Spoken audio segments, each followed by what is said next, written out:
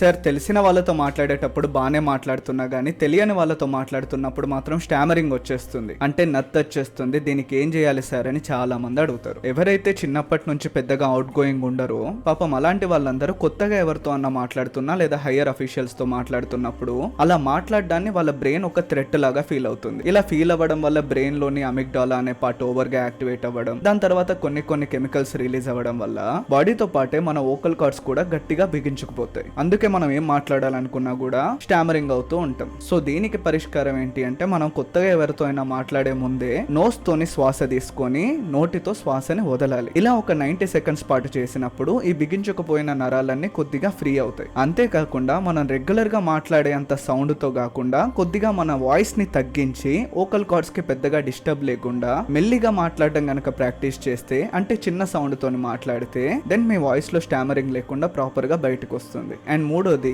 ఇలాంటి ప్రాబ్లం ఉన్న వాళ్ళు ఏదో ఒక ఊత పదాన్ని సెలెక్ట్ చేసుకోవడం చాలా వరకు మంచిది. For example especially, basically, actually, ఇలా ఏదో ఒక పదంతో గనక మీరు స్టార్ట్ చేయాలనుకున్న సెంటెన్స్ ని స్టార్ట్ చేస్తే మీ బ్రెయిన్ కి ఆల్రెడీ ముందే మాట్లాడాలి అనే వర్డ్ వచ్చేసింది కాబట్టి ఒక ఫ్లో కంటిన్యూ అవుతుంది.